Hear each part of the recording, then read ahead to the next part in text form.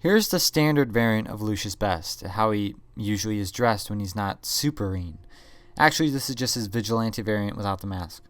Not really doing it great with the keeping your identity secret if you want to wear the exact same thing just without the mask, but that's just me, I guess. Anyway, what is the special ability being featured in this segment? Sorry to disappoint, again with the pointless hype, but it's sharpshoot. I mean, of course Frozone can shoot balls of ice from his hands, but there's that, and now it's time for some filler. One of the most classic scenes from The Incredibles is the "Where's my supersuit" scene, and we all know it and we all love it. That being said, why isn't Frozone's wife a playable character? I know we've never seen her, but she plays an integral role in one of the best scenes in the first movie. Surely they can find a way. I mean, considering they have old lady, but they can't get Mrs. Frozone. Just make up a look for her. I don't know. I know we never see her, but she's just a girl, right? Just make up a look and give her agility as an ability, and there you go.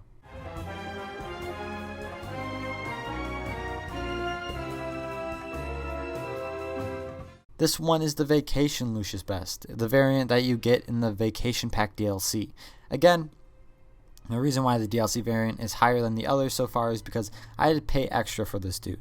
I want to make myself believe he's extra good, even though he's the exact same as all other variants. The third ability Frozone possesses is Ice, and this is his signature thing. I was thinking about saving his signature ability for last, but I just couldn't help myself. I slightly covered the Ice ability with Icebreaker, but Frozone has a little bit extra. Of course, he can interact with ice blocks, and you do it in a lot of levels. But Frozone has a little something exclusive to him through the ice ability. If you double jump and hold the button, Frozone creates that slide thing, that ice slide thing that he does, so he can last in the air longer. It's essentially the glide ability from Lego Batman. It's actually pretty fun to go to a high building in the open world and just free slide down to the ground. You can last in the air for minutes if you manage to figure out how to quickly jump from the ice slide and continue the ice slide from a slightly higher elevation.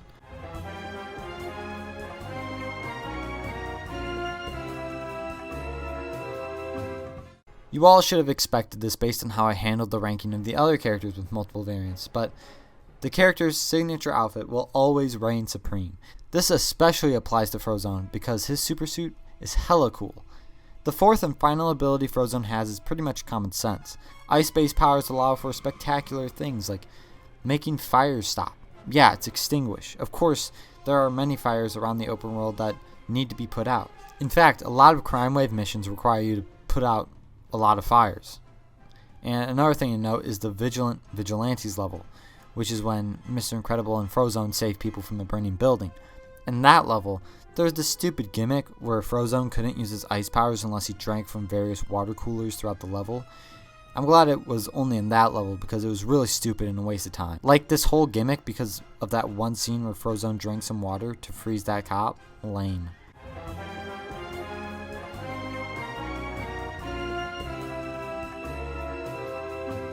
Next up we have the first crime wave villain that appears in the game, Brainfreezer. Remember all that time ago with Sally Sunday and how her sister went missing after messing with experimental ice cream or something? I honestly couldn't remember and don't care enough to make sure that's what happened, but it's something like that. And that Sally Sunday's sister turned into Brainfreezer. Brainfreezer has 4 abilities. First, let's get the obvious one out of the way. Since she's all about ice cream, it makes sense that she has the ice ability. And because of the ice, she can also extinguish fires. Thirdly, she has the explosive ability for some reason. Like, I know goons have the ice cream bombs, but I guess she does too for some reason. And since she can aim and throw ice cream bombs, she has sharpshoot. Boom, I just speed ran through all of her abilities. And now I have nothing to talk about regarding her, so we're just going to move on.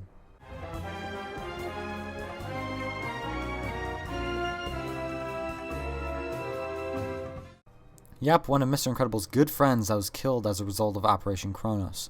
Actually, in this game, Gazerbeam lived on and was a playable character in one of the story levels. I get why, because LEGO games need that co-op play, and Mr. Incredible is alone when he discovers the true intentions of Operation Kronos. I mean, there was a scene of Gazerbeam's corpse, but here he's just fine in a cave somewhere with amnesia.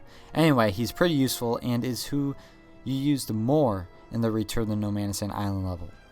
More than Mr. Incredible, and he was actually there. Gazerbeam has 4 abilities, as usual at this point in the list. First, he has agility. This one I doubt for some reason, but he has it. Second, he has the hacker ability. He has sharpshoot as well. Finally, the main thing about him, he's basically Cyclops from X-Men, so the laser ability of his is a given. So yeah, he should be dead, but instead he's a pretty solid character.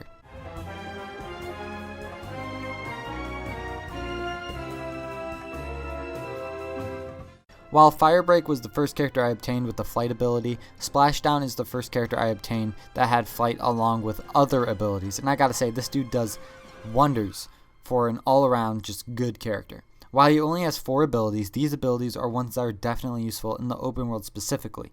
Of course, as I just said, he can fly, which is always good. Secondly, look at his name, Splashdown. No surprise here that he has water-based powers. He has Extinguish with his ability to conjure up water and just shoot it. This is especially useful in crime waves, where some missions have you traveling to the tops of buildings to put out fires.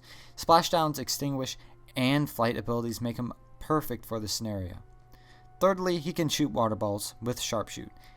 And finally, Splashdown has the dive ability, so he can also travel fast underwater.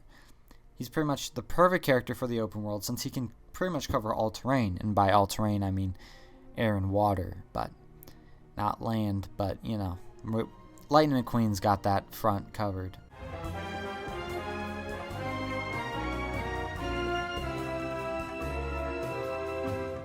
Wow, I just realized we're in the top 24 characters, and I'm proud yet also a little sad to say this is the last Pixar Build character.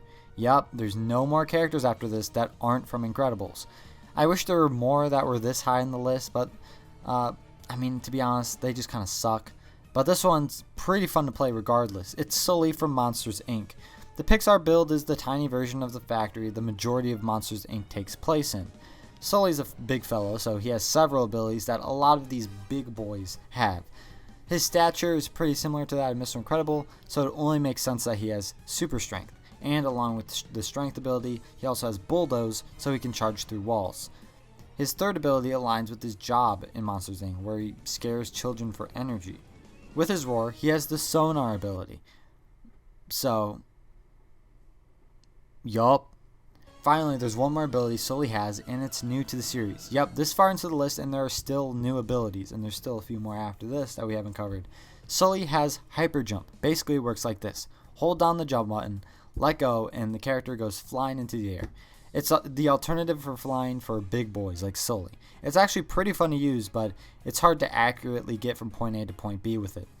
When you're in the air, the camera is like distorted, so it looks like you're zooming through the air. Nevertheless, Sulley is a pretty cool character and obviously was treated the best out of all Pixar Build characters.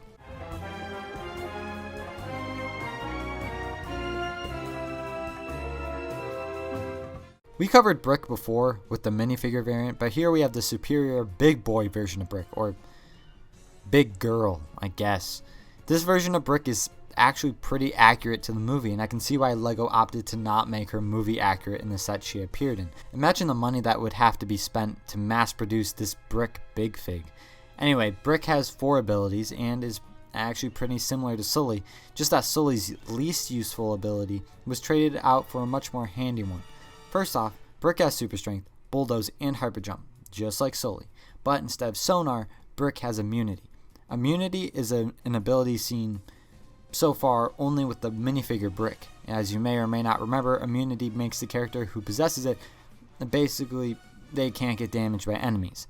But with this Brick, pummeling enemies is a whole lot easier than the minifigure version. This Brick just bodies Screenslaver goons.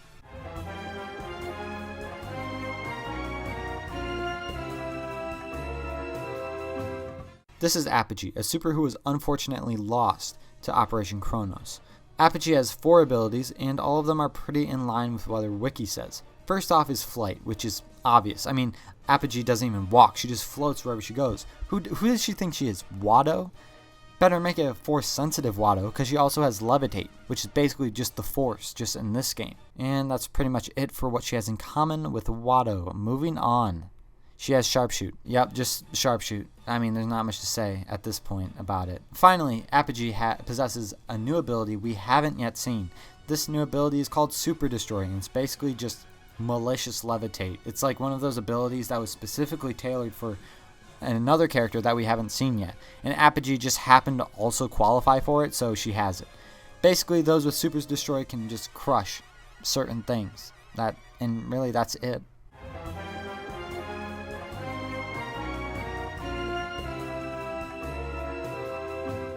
Are you kidding me? Okay, so... Okay. I'm just gonna have to freaking... I looked up how to pronounce it, and even the guy was like, I don't know how to pronounce this. So I'm just gonna just say it the way I'm gonna say it, and just hope it's for the best. Put that, I don't care what you do with that information. You know how I said Super Destroy was specifically tailored for one character? Krushauer is that character. Like, his whole entire thing is that he crushes stuff. How is he not a villain? Like, he must have accidentally killed someone, if not multiple people, in his life because of this power. Anyway, in addition to Super Destroy, Krushauer has 3 other abilities, and they're all exactly what you would expect. This dude is strong, so he has super strength, and with strength, bulldoze is usually a given.